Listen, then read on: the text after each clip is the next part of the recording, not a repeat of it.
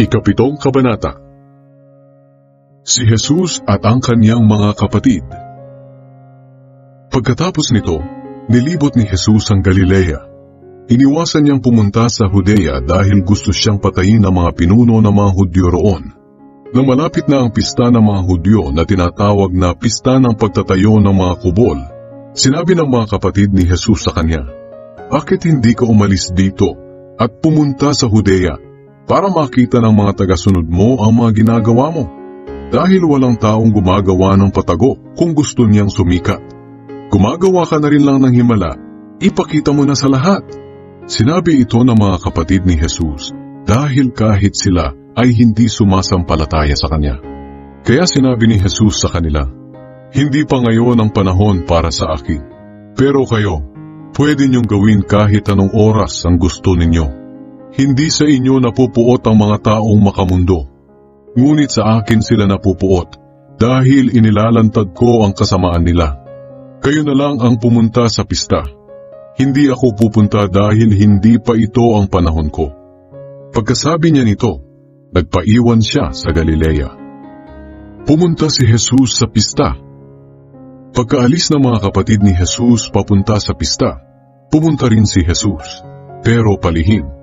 Doon sa pista, hinahanap siya ng mga pinuno ng mga Hudyo. "Nasaan kaya siya?"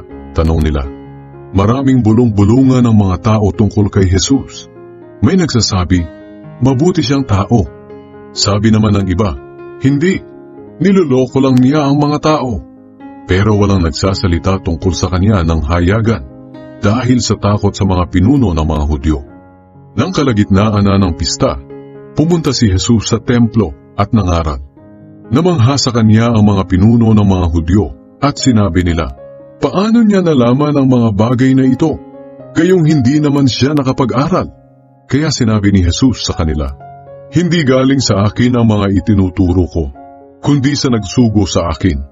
Malalaman ng sino mang gustong sumunod sa kalooban ng Diyos kung ang itinuturo ko'y galing nga sa Diyos o sa akin lang. Ang nagtuturo ng mula sa sarili niyang karunungan ay naghahangad lang na papurihan siya. Ngunit ang naghahangad na papurihan ng nagsugo sa kanya ay tapat at hindi sinungaling. Hindi ba't ibinigay sa inyo ni Moises ang kautusan? Ngunit wala ni isa man sa inyo ang sumusunod sa kautusan. Dahil kung sinusunod ninyo ang kautusan, bakit gusto niyo akong patayin?" Sumagot ang mga tao, "Sinasaniban ka na siguro ng masamang espiritu. Sino naman ang gustong pumatay sa iyo?"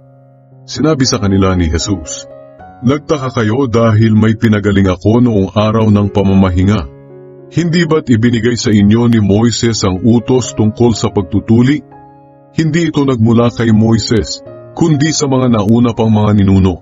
At dahil dito tinutuli niyo ang bata kahit sa araw ng pamamahinga.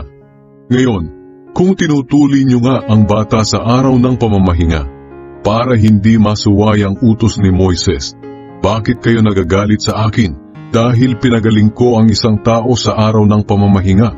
Huwag kayong humusga ayon lang sa nakikita ninyo, kundi humusga kayo ayon sa nararapat." Nagtanong ang mga tao kung si Jesus nga ba ang Kristo. Sinabi ng ilang taga-Jerusalem, "Hindi ba ito ang taong gustong patayin ng mga pinuno natin? Pero tingnan ninyo, lantaran siyang nangangaral at walang sinasabi ang mga pinuno laban sa kanya. Baka kinikilala na nilang siya ang Kristo, pero alam natin kung saan siya nanggaling. Pero ang Kristo na darating ay walang nakakaalam kung saan siya manggagaling." Habang nagtuturo si Jesus sa templo, sinabi niya ng malakas, "Totoo bang kilala ninyo ako at kung saan ako nanggaling? Sinasabi ko sa inyo ang totoo. Hindi ako naparito sa sarili kong kagustuhan. Ang tunay na Diyos ang nagsugo sa akin. Pero hindi ninyo siya kilala. Kilala ko siya dahil nanggaling ako sa Kanya, at siya ang nagsugo sa akin." Dahil sa mga sinabing ito ni Jesus, gusto na sana siyang dakpin ng mga pinuno ng mga Hudyo, pero walang humuli sa kanya dahil hindi pa ito ang oras niya. Sa kabila nito, marami pa rin sa mga tao ang sumampalataya sa kanya. Sinabi nila, "Siya na nga ang Kristo," dahil walang makakahigit sa mga himalang ginagawa niya. Inutusan ang mga gwardiya sa templo na dakpin si Jesus. Narinig ng mga Pariseyo ang usap-usapan ng mga tao tungkol kay Jesus. Kaya inutusan nila at ng mga namamahalang pari ang mga gwardiya sa templo na dakpin si Jesus. Sinabi ni Jesus, "Sandali niyo na lang ako makakasama, at pagkatapos nito'y babalik na ako sa nagsugo sa akin. Hahanapin niyo ako, pero hindi niyo makikita, dahil hindi kayo makakapunta sa pupuntahan ko." Nagtanungan ang mga pinuno ng mga Hudyo, saan kaya niya balak pumunta at hindi na raw natin siya makikita?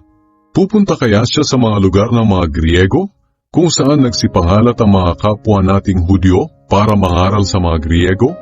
Bakit kaya niya sinabing, "Hahanapin ninyo ako ngunit hindi ninyo ako makikita, dahil hindi kayo makakapunta sa aking pupuntahan"? Ang tubig na nagbibigay buhay. Nang dumating ang huli at pinakamahalagang araw ng pista, tumayo si Jesus at sinabi ng malakas, "Ang sinumang nauuhaw ay lumapit sa akin at uminom. Sapagkat sinasabi sa kasulatan na dadaloy ang tubig na nagbibigay buhay mula sa puso ng sumasampalataya sa akin." Ang tubig na tinutukoy ni Jesus ay ang banal na Espiritu na malapit ng tanggapin ng mga sumasampalataya sa Kanya. Hindi pa naipagkakaloob ang banal na Espiritu ng panahong iyon dahil hindi pa nakabalik sa langit si Jesus. Ang paniniwala ng mga tao tungkol kay Jesus. Maraming tao ang nakarinig sa sinabing iyon ni Jesus at sinabi ng ilan sa kanila, "Siya na nga ang propeta na hinihintay natin." Sinabi naman ng iba, "Siya na nga ang Kristo." Pero may nagsabi ring, "Hindi siya ang Kristo dahil hindi maaari manggaling ang Kristo sa Galilea. Hindi ba't sinasabi sa kasulatan na ang Kristo ay manggagaling sa lahi ni Haring David at ipapanganak sa Bethlehem na bayan ni David?" Kaya iba-iba ang paniniwala ng mga tao tungkol kay Jesus. Gusto ng ilan na dakpin siya, pero walang humuli sa kanya. Ayaw maniwala ng mga pinuno ng mga Hudyo kay Jesus. Bumalik ang mga gwardiya ng templo sa mga namamahalang pari at mga Pariseyo na nag-utos sa kanila na dakpin si Jesus. Tinanong sila ng mga ito, "Bakit hindi ninyo siya dinala rito?" Sumagot sila, "Ngayon lang po kami nakarinig ng katulad niyang magsalita." Sinabi ng mga Pariseyo, "Kung ganoon, pati kayo ay naloko na rin ng taong iyon. May nakita na ba kayo mga pinuno o mga Pariseyong sumasampalataya sa kanya? Wala. Mga tao lang na walang alam sa kautusan ni Moises ang sumasampalataya sa kanya. Sumpain sila ng Diyos." Isa sa mga Pariseyong naroon ay si Nicodemos, na minsang dumalaw kay Jesus. Sinabi niya sa mga kasamahan niya, "Hindi ba't labag sa kautusan natin na hatulan ang isang tao hanggat hindi siya nalilitis at inaalam kung ano ang ginawa niya?" Sumagot sila kay Nicodemos, "Taga Galilea ka rin ba? Magsaliksik ka sa kasulatan at makikita mong walang propetang nanggagaling sa Galilea."